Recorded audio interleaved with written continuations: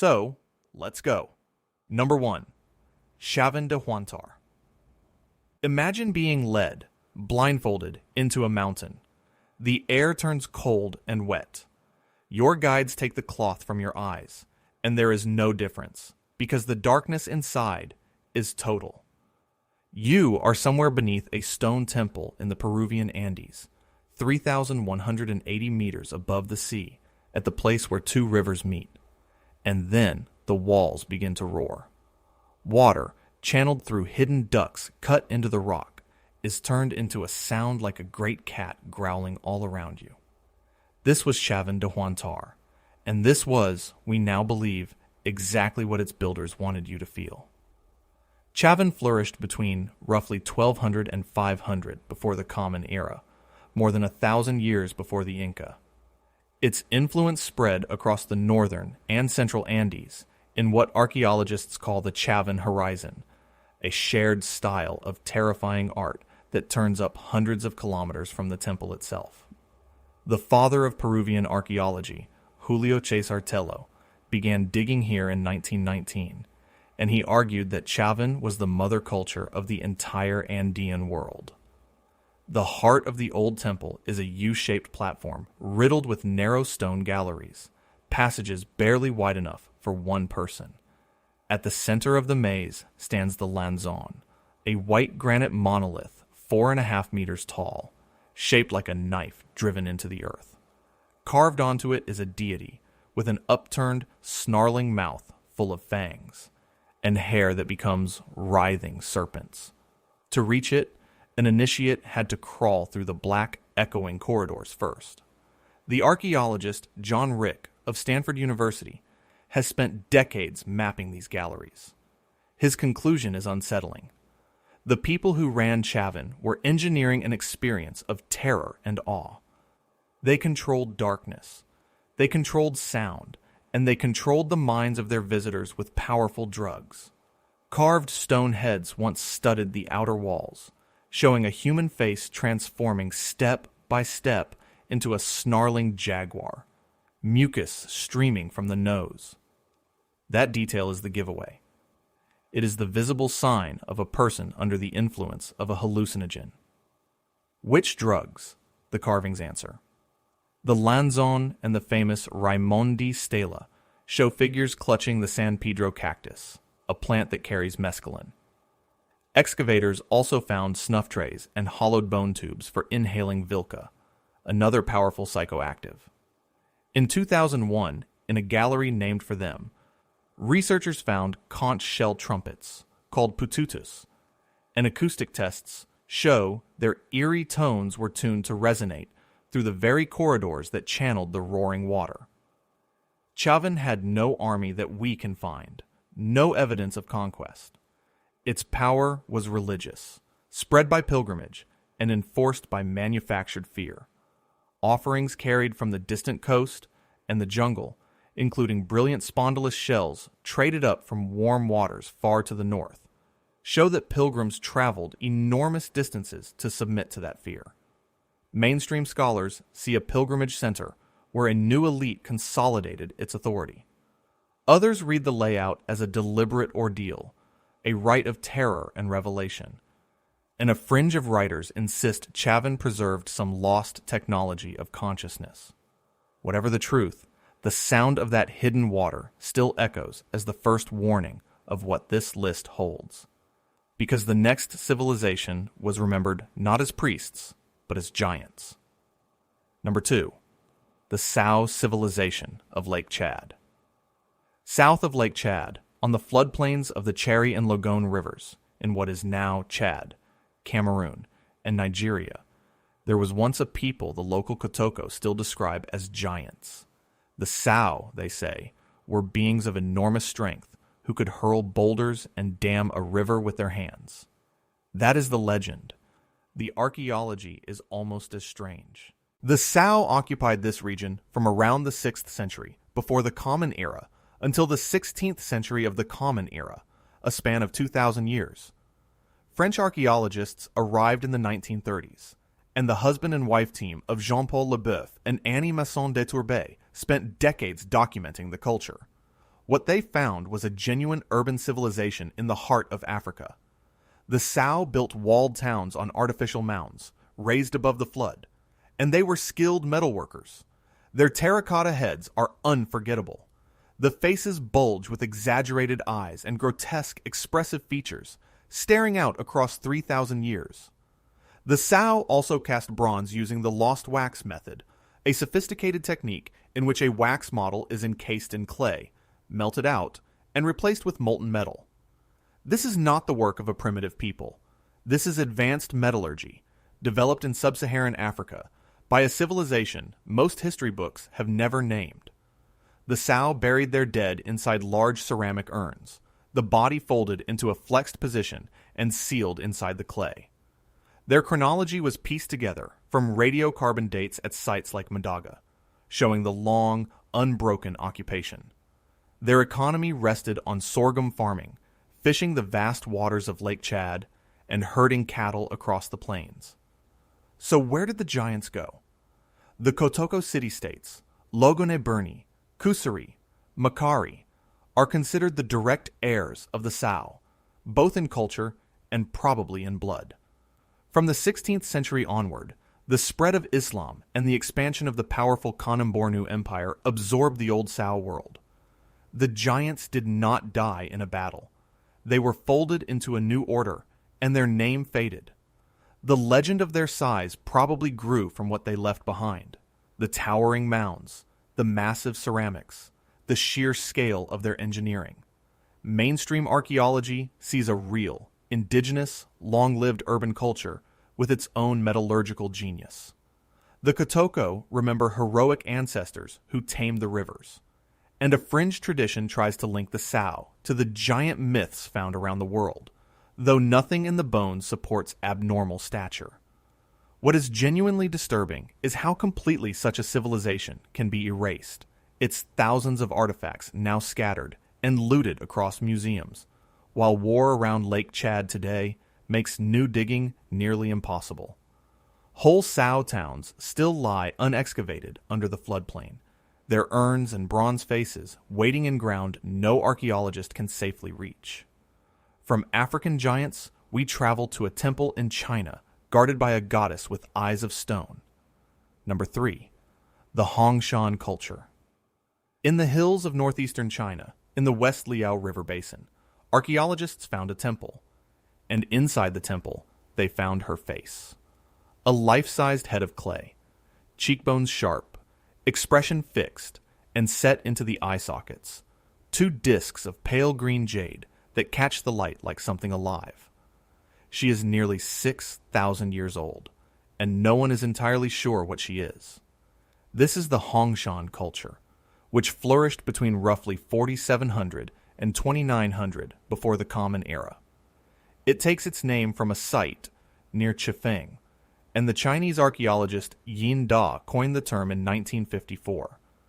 But the discovery that changed everything came in 1981 at a place called New Heliang, a ritual landscape sprawling across some 50 square kilometers. 2 years later, excavators uncovered the goddess temple, a semi-subterranean structure of clay, and within it the shattered pieces of statues, including that eyeless face made to see through inlaid jade. Some of the statue fragments were up to 3 times life-size, suggesting a whole hierarchy of deities, giant figures presiding over smaller ones. And the Hongshan were master jade carvers, working the stone with cord and abrasive sand into shapes that still unsettle. Their signature object is the pig dragon, a coiled creature with the snout of a pig and the body of a serpent, curled into a tight C. They carved hooked cloud plaques and jade turtles, and placed them in the graves of an elite. What makes New Heliang so strange is what is missing. There are stone mound tombs, there are altars, there is monumental ceremonial architecture, but there is no city, no houses. This was a landscape built purely for ritual, for the dead and the gods, with the living apparently dwelling elsewhere. The archaeologist Guo Dashun has spent his career interpreting what this ceremonial-only world could mean. The sophistication is the puzzle. Hongshan jade working rivals and predates the later celebrated Chinese jade traditions, appearing seemingly fully formed.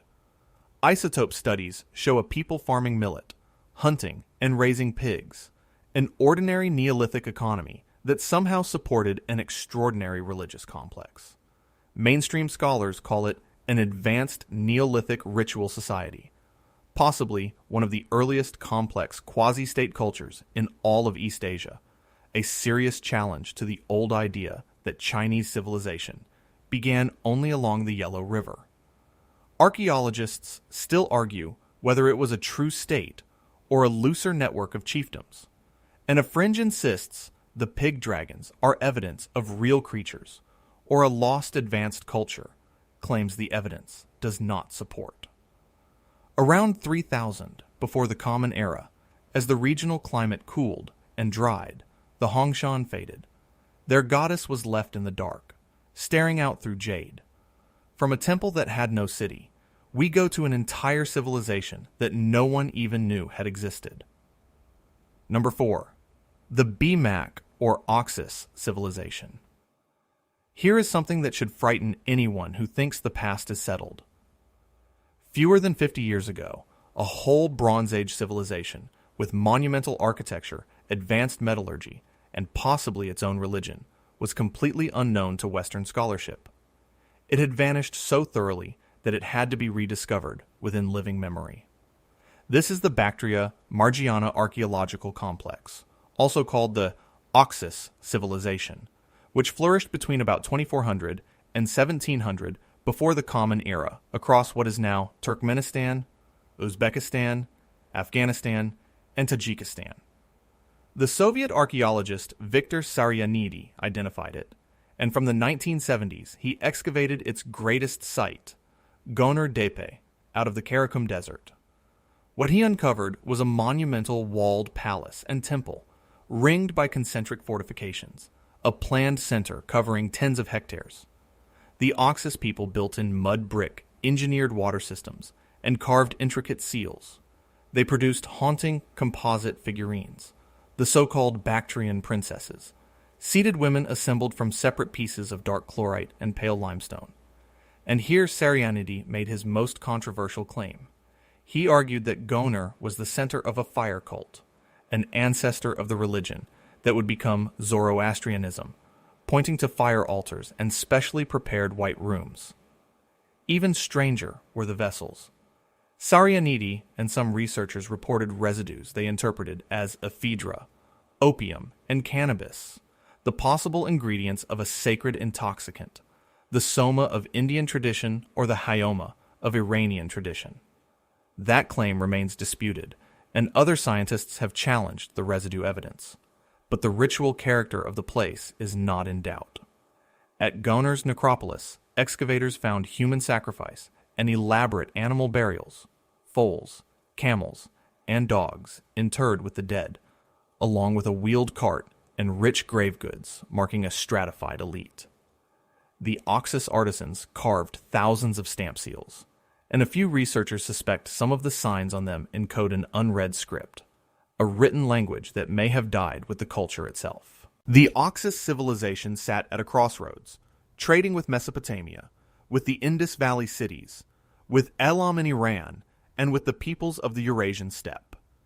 It is central to one of the fiercest debates in archaeology, the origin of the Indo-Iranian peoples. A major genetic study led by Vagish Narasimhan in 2019 found that the Oxus population descended largely from Iranian farmers, with very little steppe ancestry, complicating simple stories about an Aryan homeland. Mainstream scholars now see an independent, homegrown Bronze Age urbanism. Others hunt for a hidden writing system in its seals, or debate its role in the birth of the Indo-Iranians. And a sensational fringe crowns it the true homeland of Zoroaster or of Soma. Then, within a few short centuries, this fire-worshipping desert civilization collapsed and was buried, waiting 3,500 years to be found. From a culture that vanished from memory, we turn to one that vanished from the earth, leaving only hollow-eyed heads behind. Number 5. The Nok Culture. In 1928, A miner working a tin deposit on the Jos Plateau of central Nigeria pulled a terracotta head out of the ground. The face had hollow, triangular eyes, staring out of the clay across more than 2,000 years. It belonged to the Nok culture, and almost everything about the Nok is a mystery that starts suddenly and ends suddenly. The Nok flourished from around 1500 before the Common Era to about 500 of the Common Era, with a peak between roughly 900 before the Common Era and 300 after it. The head found in that mine was named for the village of Nok, and the British archaeologist Bernard Fagg recognized in the 1940s that these sculptures were something entirely new, the oldest figurative art known from sub-Saharan Africa. The figures are stylized and eerie, with those distinctive D-shaped or triangular hollow eyes, elaborate hairstyles, and holes pierced through the pupils, nostrils, and mouth, partly to keep the clay from exploding during firing. But the terracottas are only half the puzzle. The Nok are also associated with some of the earliest iron smelting in sub-Saharan Africa. Furnaces at the site of Taruga date to the middle of the first millennium before the Common Era. And this is what unsettles archaeologists. Both the sophisticated sculpture and the iron technology appear in the record with almost no visible developmental sequence. No long, clumsy apprenticeship, as if the culture arrived already knowing how. Scholars still argue whether Nok ironworking was invented independently in West Africa, or spread from Carthage, or from Miro. Recent evidence increasingly favors independent invention, which would make the Nok pioneers of their own Iron Age. A major project from Goethe University in Frankfurt, led by Peter Breunig and Nicole Rupp, dug intensively from 2005 to 2017, refining the Nok chronology and revealing a people who farmed pearl millet. And they noticed something disturbing. Many of the figures were found decapitated, or as isolated heads, raising the possibility that the sculptures were deliberately broken, ritually killed, or made to honor ancestors. Then, around 500 of the Common Era, the Nok vanish. Soil exhaustion, climate change, migration, no one knows which erased them. What we do know is that looting has torn most Nok figures from the ground without record, flooding the art market and destroying the context that might have explained them. In recent years, France returned several looted Nok sculptures to Nigeria, a small reversal of a century of quiet theft.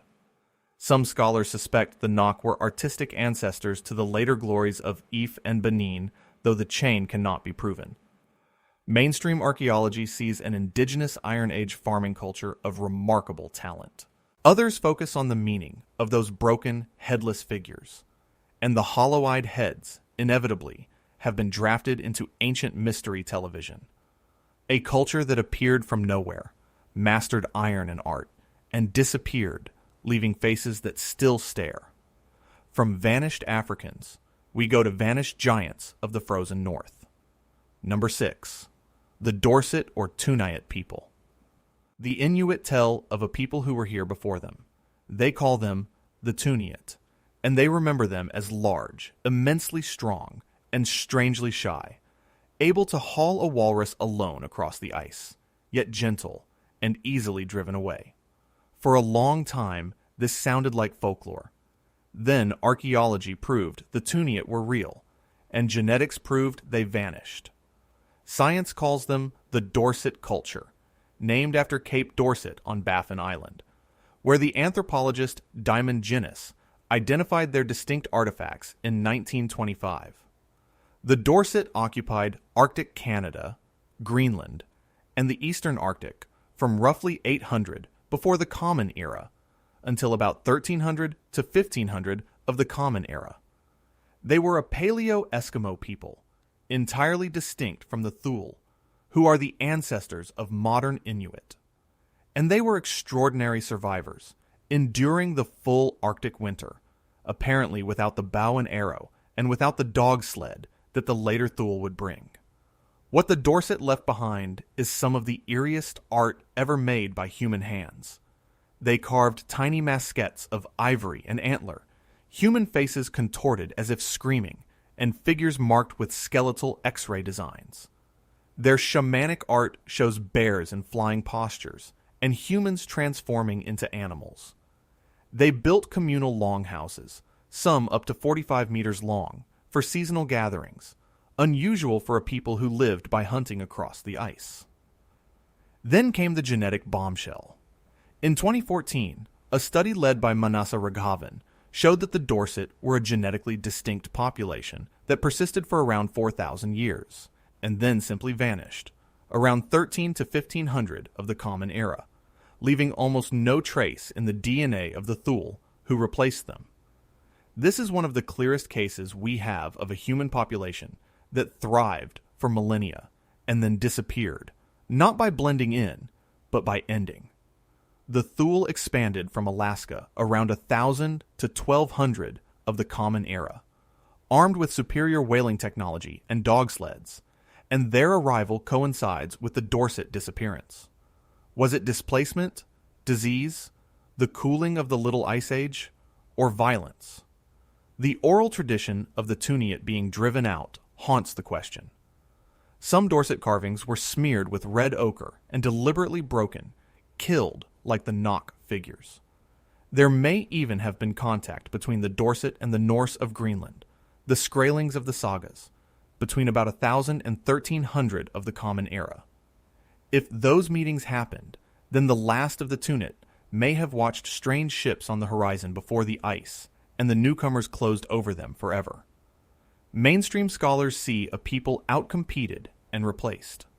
The Inuit remember gentle giants, and the fringe, once again, reaches for the global giant myth, which the actual bones refute. A people who screamed in ivory, and then were gone. From the frozen north, we descend into tombs so toxic they still poison the living. Number 7. The Sican or Lambayeque culture. On the north coast of Peru, archaeologists opened a tomb and found a king buried upside down. His body had been placed in an inverted, seated position, and his head had been separated from his body and rotated to face the wrong way. Around him, the earth was stained a brilliant, poisonous red. This was the Sican, and this was their idea of how a lord should meet eternity. The Sican, also called the Lambayeque, flourished on the north coast between about 750 and 1375 of the Common Era, in the gap between the Moche, who came before, and the Chimu, who came after. The name means House of the Moon, and it was given by the archaeologist Izumi Shimada, who launched the Sican archaeological project in 1978 and is responsible for most of what we know. The culture peaked in what is called the Middle Sican, around 900 to 1100 of the Common Era, dominated by the image of the Sican lord, a masked figure with strange, upturned, comma-shaped eyes that seemed to be winged. The wealth of this culture was staggering. Elite tombs at Huaca Loro held gold masks, gold gloves, gold headdresses, making the Sican one of the richest metalworking cultures in all of the ancient Americas. The famous golden tumi, a ceremonial knife shaped around the Sican lord, comes from this world, though most were looted before scholars could study them. It was at the East Tomb of Huaca Loro, excavated in 1991 and 92, that Shimada found the inverted lord, and he was not alone. 2 young women and 2 adolescents were buried with him, interpreted as sacrificial retainers sent to accompany him in death. And the tomb, like others, was drenched in cinnabar, a bright red mineral that is mercury sulfide, deeply toxic. To the Sican, it symbolized blood and life force and elite rank. To the excavators and to the looters before them, it was a genuine poison, and handling these blood-red tombs has sickened people with mercury exposure. The Sican were an industrial power. At Batan Grande, they mass-produced arsenical copper and worked gold-silver-copper alloys, using depletion gilding to make objects gleam, in furnaces that supplied much of the Andes. Then, around 1050 to 1100 of the Common Era, a brutal drought recorded in ice cores, followed by a catastrophic El Nino flood, struck the coast. The great religious center burned and was abandoned. Afterward, the image of the Sican lord fades from the art, which some read as a popular rejection of the rulers who had promised protection and failed. Mainstream scholars see a wealthy theocratic state, later absorbed by the Chimu around 1375. Others read the upside-down, decapitated lord as Andean symbolism of inversion, death, and rebirth. And a fringe sees the winged-eyed lord as an ancient astronaut, when he is a stylized native god. A foundation legend, recorded by the Spanish chronicler Cabello de Balboa in 1586, even tells of a lord named Naylamp who arrived by sea to found the dynasty. From upside-down kings in poisoned tombs, we go to the warrior race that terrified the Aztecs themselves. Number 8. The Toltec of Tula. The Aztecs were not easily frightened. They built an empire on human sacrifice and displayed the skulls of the dead in racks thousands strong. And yet, when the Aztecs looked back in time, they looked with awe and something like dread at a people they believed had been greater than themselves. A lost master race, the Toltecs. The Toltec civilization centered on the city of Tula in what is now the Mexican state of Hidalgo, flourishing between about 900 and 1150 of the Common Era, rising after the collapse of the great city of Teotihuacan. To the Aztecs, the very word for artistic excellence, Toltecayotl, came from their name, and a master craftsman was called a Toltecatl. Aztec kings claimed to carry Toltec blood in order to justify their own right to rule. History and nightmare had become tangled together. The ruins bear out the menace. At Tula stands Pyramid B, the temple of the morning star, and on its summit rise the Atlanteans of Tula, 4 basalt warriors 4.5 meters tall, who once held up the temple roof. They wear feathered headdresses and butterfly breastplates, and they carry spear throwers, frozen in stone, eternally armed. Around the site run carved friezes of prowling jaguars and coyotes, and eagles tearing open human chests to eat the hearts. A wall of serpents shows the snakes devouring human skeletons. Tula holds one of the earliest large skull racks, or tzompantli, in central Mexico, where the heads of the sacrificed were displayed on wooden posts.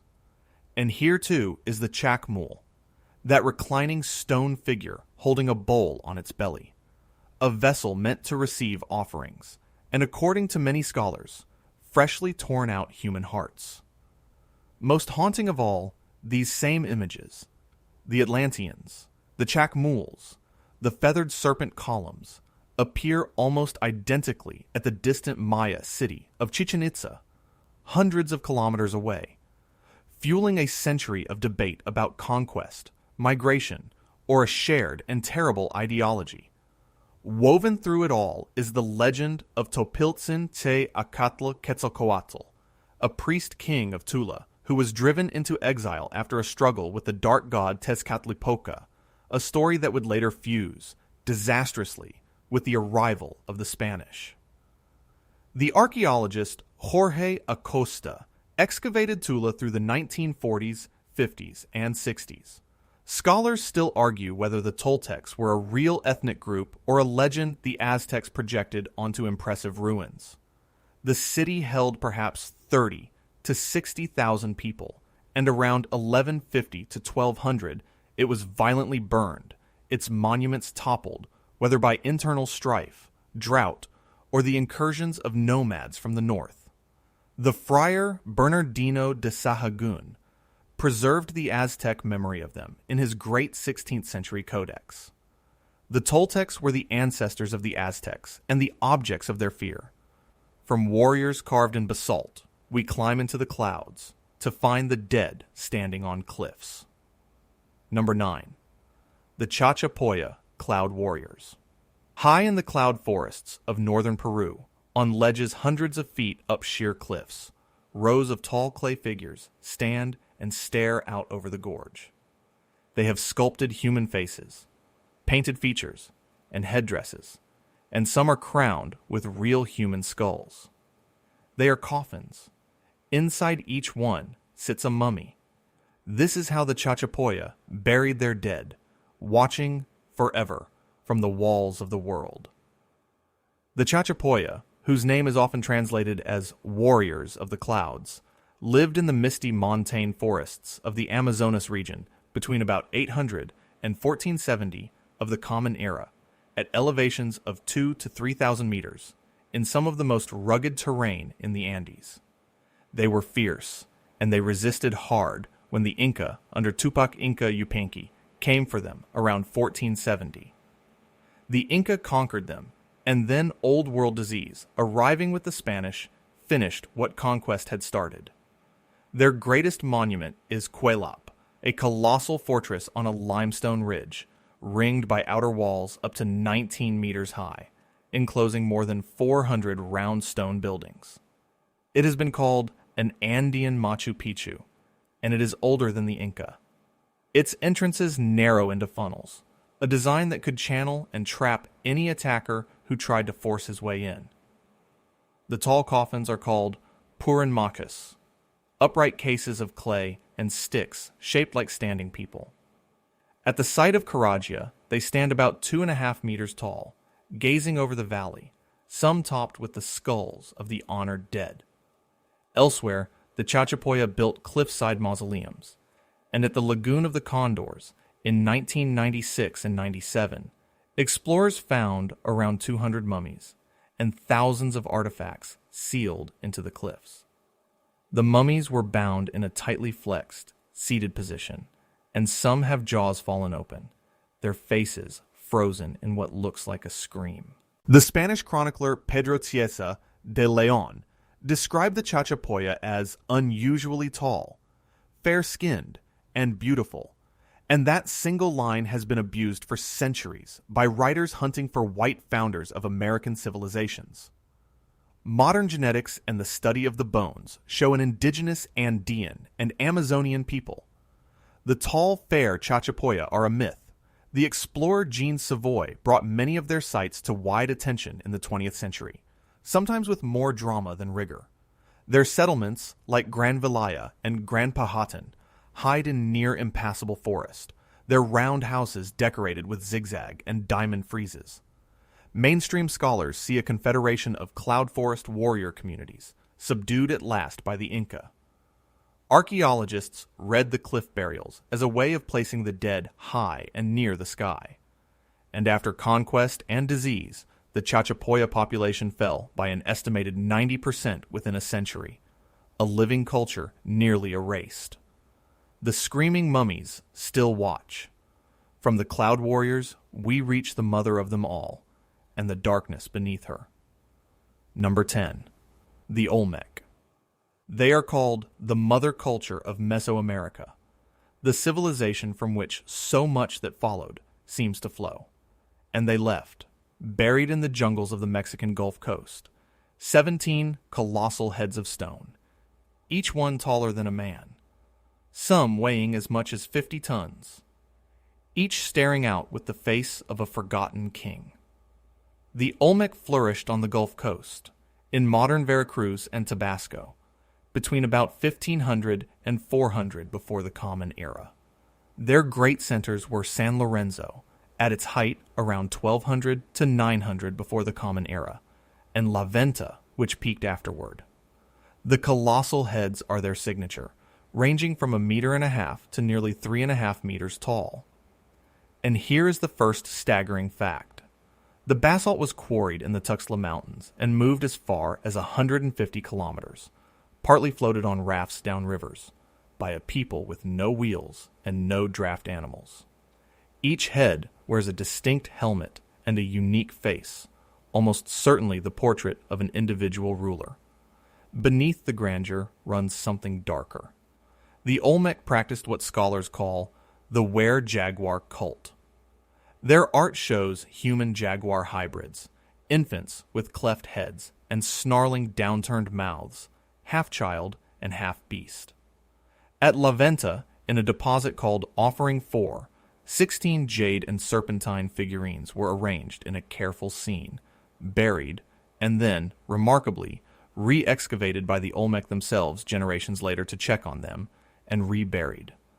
La Venta also holds an early Great Pyramid, a mound of earth some 30 meters high. The Olmec may have been the first in the Americas to write.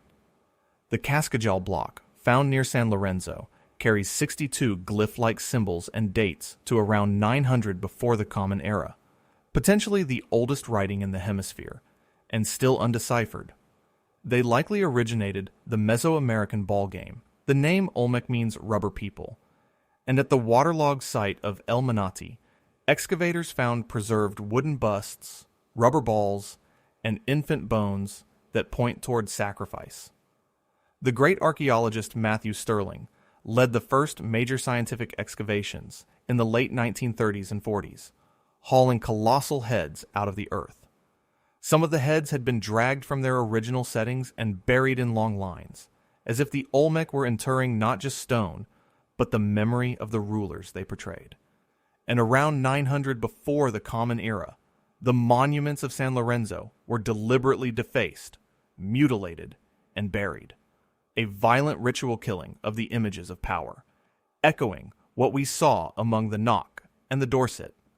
Mainstream scholars debate whether the Olmec were the single mother culture or one sister among several interacting early societies. A persistent and false fringe claim reads the broad features of the colossal heads as proof of ancient African voyagers, a myth that erases the indigenous American genius that actually built them. With their writing undeciphered and their beliefs known only through ambiguous, snarling images, the Olmec remain the great dark first of the Americas. 10 civilizations. Now, what do they share? Look back across these 10, and a pattern surfaces that is more disturbing than any single tomb. Again and again, these societies engineered fear and used it to hold power. Chavin did it with darkness and roaring water and hallucinogens, manufacturing terror in the black galleries before the fanged god.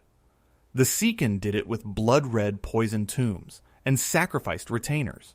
The Toltec did it with skull racks and heart altars and warriors carved in stone. The instruments differ, but the logic is the same. Control the experience of awe, and you control the people who feel it. The hallucinogen thread runs deep. San Pedro cactus and Vilca snuff at Chavin, the possible soma or hyoma of the Oxus fire cult, the drugged rituals that opened minds to the sacred and the state at once. Sacrifice runs deeper still. Human retainers buried with the Sican lord, the sacrificed at Goner, the infants at El Manati, all sent into death to serve the powerful or to feed the gods. And there is the strange, recurring act of killing objects. The Olmec defaced and buried their own monuments. The Dorset broke their spirit carvings and smeared them with ochre. The Nok figures turn up decapitated. Across continents that never touched, humans reached for the same gestures, images too powerful to leave whole, so they were ritually destroyed. There is a psychology beneath all of it. The deliberate manufacture of the sacred through ordeal and initiation. The sense that awe must be earned by first passing through fear. These civilizations invented the machinery of fear independently, which tells us something permanent about our species. But why did every one of them fall? The collapses share their own grim rhythm. Climate is the recurring assassin. The Hongshan faded as their region cooled and dried. The Sican center burned after a drought and a monstrous El Nino flood. The Dorset dwindled as the Little Ice Age tightened its grip on the Arctic. Ice cores and lake sediments now let us read these catastrophes directly, layer by frozen layer. The same drought that emptied the Sican center shows up in the ice of the Quelccaya Glacier, a written confession of the climate, thick and thin bands marking the very years the rains failed. Then there is conquest and replacement. The Chachapoya fell to the Inca, and then to disease. The Dorset were overrun by the Thule. The Sao were absorbed by the expanding empire of Kanem-Bornu.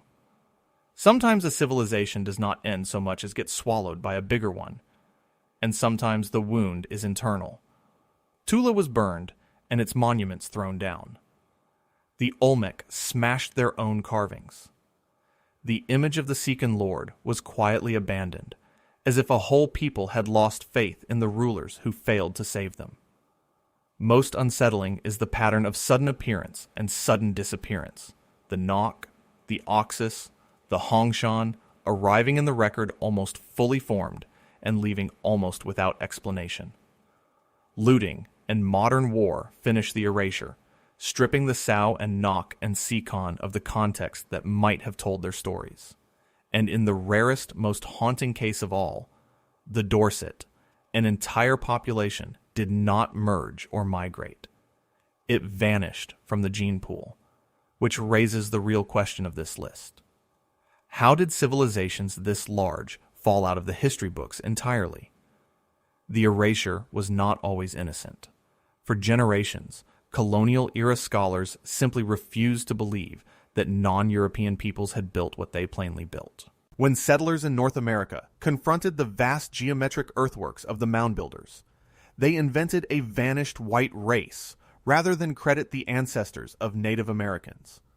The same fantasy was projected onto the fair Chachapoya of Cieza de Leon's careless line.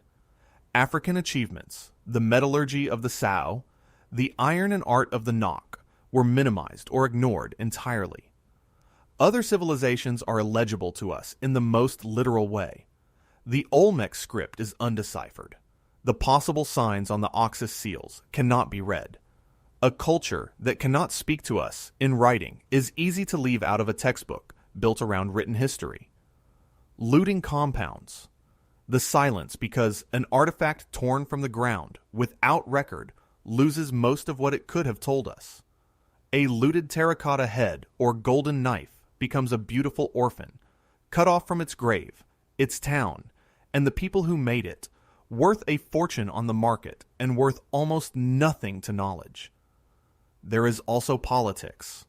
The Hongshan have been embraced and reframed to serve a national story of 5,000 years of unbroken civilization.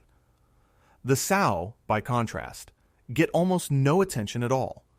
And the sheer fact that the Oxus civilization was rediscovered only in the 1970s should humble us. If something that large could hide until the age of television, what else is still missing? Into that silence, unfortunately, rushes something worse than forgetting. The vacuum left by real erasure gets filled with false wonder. The Olmec, we are told, were African voyagers. The Chachapoya were white kings.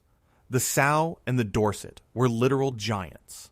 The winged-eyed Sican lord and the basalt Atlanteans of Tula become ancient astronauts.